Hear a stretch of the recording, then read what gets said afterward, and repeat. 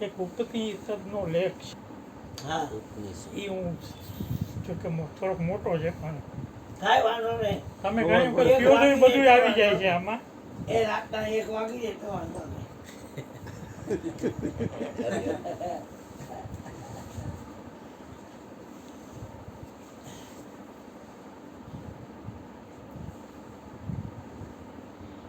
ઉપનિષદનું અમૃત. સર્વસાર ઉપનિષદ માત્ર 21 મંત્રોનું છે, પણ તેમાં અધ્યાત્મ વિદ્યામાં વપરાતા બધા શબ્દોના અર્થ આપવામાં આવ્યા છે. બંધન, મુક્તિ, વિદ્યા, અવિદ્યા, જાગૃત, સ્વપ્ન, સુષુપ્તિ, તુર્ય અવસ્થાઓ, પંચકોશ, જીવ, ક્ષેત્રજ્ઞ, અંતકરણ, બ્રહ્મ, તટસ્થ વગેરે શબ્દોના અર્થો સમજાવવામાં આવ્યા છે. અધ્યાત્મમાં રસ ધરાવતા લોકો માટે આ ઉપનિષદ અધ્યાત્મના શબ્દકોશની ગરજ સારે છે. ભગવાન શંકરાચાર્ય વિરચિત વિવેક, ચૂડામણી અને અપરોક્ષાનુભૂતિમાં આ બધા શબ્દોનું વિસ્તૃત અર્થઘટન જોવા મળે છે. સર્વસાર ઉપનિષદમાં આ બધા શબ્દોની સમજ આપવામાં આવ્યા ઉપરાંત છેલ્લા 2 મંત્રો અધ્યાત્મની સાધના માટે ખૂબ જ ઉપયોગી છે. આપણે 2 મૂળ મંત્રો જોઈએ અને પછી તેનું રહસ્ય સમજવા પ્રયત્ન કરીએ. બ્રહ્મે વાહમ સર્વ વેદાંત નેધમ નાહમ વૈદ્યમ વ્યોમ વાતાદિ રૂપમ નાહમ રૂપમ નામ નાહમ ન કર્મ નાહમ દેહો જન્મ મૃત્યુ કૃતો મેં નાહમ પ્રાણ क्षुप्ति पासे कुतो में नाहम चेत शोक मोह कुलो में नाहम कर्ता बंध मोक्षो कुतो में. વેદાંત દ્વારા જાણવા લાયક બ્રહ્મ હું છું. હું આકાશ, વાયુ, પૃથ્વી, જળ અને તેજ એ પંચ મહાભૂતો તરીકે નથી. મારે નથી કોઈ રૂપ, મારે કોઈ નામ નથી કે નથી કોઈ કર્મ. હું તો સચ્ચિત આનંદ સચ્ચિદાનંદ સ્વરૂપ બ્રહ્મ જ છું. હું શરીર નથી, પછી મારા જન્મ મૃત્યુ ક્યાંથી હોય? હું ચિત્ત નથી, પણ મને શોક કે મોહ કેમ થાય? હું કરતા નથી, પછી મારે બંધન કે મુક્તિ ક્યાંથી હોય? ઉપનિષદો આત્મા અને પરમાત્માની એકતાનો બોધ આપે છે. ભગવાન શંકરાચાર્યનો અદ્વૈત સિદ્ધાંત આ ઉપનિષદના આધારે જ રચાયેલો છે. વસ્તુત જીવ અને પરમાત્મા 2 જુદા નથી. જ્યારે આત્મા શરીરના પાંજરામાં પૂરાયો હોય ત્યારે જીવ કહેવાય.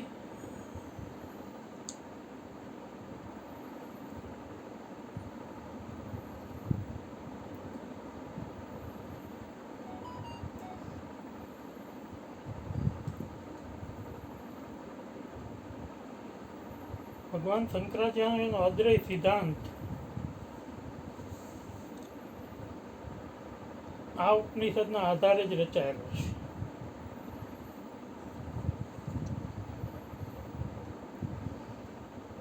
વસ્તુત જીવ અને આત્મા પરમાત્મા 2 જુદા નથી. જ્યારે આત્મા શરીરના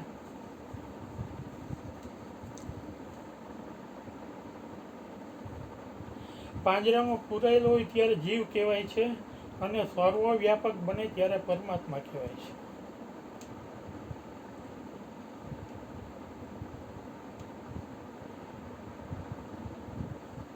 પહેલા મંત્રમાં કહેવાયું છે કે બધા જ વેદાંત જેનો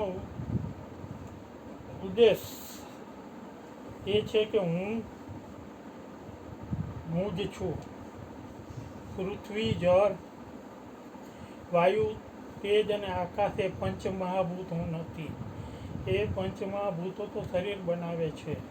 હું શરીરમાં રહું છું ખરો, પણ હું શરીર તો નથી. મારું કોઈ રૂપ કે આકાર નથી, કેમ કે રૂપ કે આકાર શરીરમાં જ છે. હું શરીર નથી એટલે મારો કોઈ આકાર નથી, મારું કોઈ નામ નથી. નામ તો શરીરનું છે. મારે કોઈ કર્મ નથી, કેમ કે કર્મ તો શરીર કરે છે. હું તો શરીરમાં રહીને આ બધાને જોનાર દ્રષ્ટા જ છું. હું તો સચ્ચિદાનંદ રૂપ સત એટલે જ કાયમી હોય. શરીરનો નાશ થાય છે માટે તે સત નથી પણ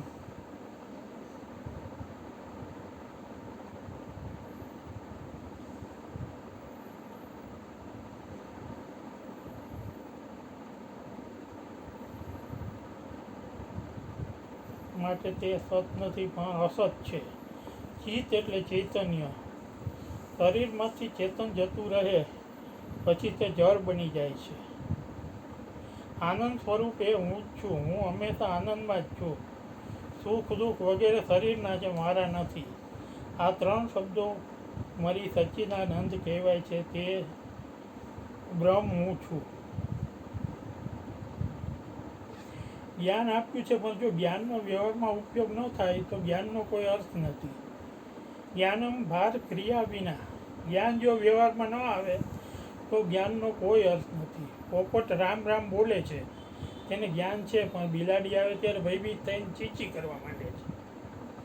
રામ રામ ભૂલી જાય છે. જે ગમે તે અવસ્થામાં આનંદમાં રહે તે જ આત્મા કે બ્રહ્મ. શ્રી રામકૃષ્ણ પરમહંસ રમણ મહર્ષિને કેન્સર હતું. તેની અસહ્ય પીડા હતી પણ તે પોતે સ્વસ્થ હતા. તેમને જ્ઞાન હતું જે પીડા થાય છે તે શરીરને થાય છે. હું તો તેનો સાક્ષી છું. આવી ભાવના કેળવાય ત્યારે જ બ્રહ્મ સ્વરૂપ બને. બીજા મંત્રમાં જ્ઞાનને વ્યવહારમાં મૂકવા માટેની રીત બતાવી છે. આમાં રહેલી ભાવના વિચાર સતત જાગૃત રહે તો જ સચ્ચિદાનંદ બની શકે. કઈ છે આ ભાવના? હું દેહ નથી એટલે મારે કોઈ જન્મ કે મૃત્યુ નથી. કેમ કે જન્મ મૃત્યુ શરીરને થાય છે. પોતાના નજીકના સ્વજનોના મૃત્યુ વખતે પણ સ્વસ્થ રહી શકાય જો આ ભાવના કેળવી હોય તો. હું પ્રાણ નથી. ભૂખ તરસ પ્રાણને લાગે છે, મને નથી. મારી કોઈ ભૂખ કે તરસ નથી. આ ભાવના ભૂખને કે તરસની સહી જવાની વૃત્તિ આપે છે. જૈન સાધુઓ અનેક દિવસો સુધી નિરાહાર રહી શકે છે. તે આવી ભાવનાને કારણે જ. હું ચિત્ત છું. શોક કે મોહ ચિત્તને થાય છે, મને નહીં. હું તો બધાનો દ્રષ્ટા જ છું. અને છેલ્લે હું કરતા નથી એટલે મારે કોઈ બંધન કે મુક્તિ નથી. કર્મ કરનાર એટલે કરતા. કરતાને જ ફળ ભોગવવા પડે ને ભોગતા બનવું પડે. એવો અર્થ એ નથી કે નિષ્ક્રિય બની જવું, પણ આ બધું થઈ રહ્યું છે તે કરનાર દેહ છે, હું નથી. હું તો માત્ર સાક્ષી જ છું. આવી ભાવના સ્થિર થઈ જાય તે સદા મુક્ત જ છે.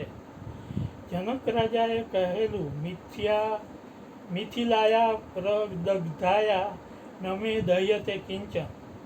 મિથિલા બળે ત્યારે મારું કશું બળતું નથી. આવી વૃત્તિ બ્રહ્મ ભાવનાને કારણે જ આવે. વ્યવસાયમાં લાભ હાનિ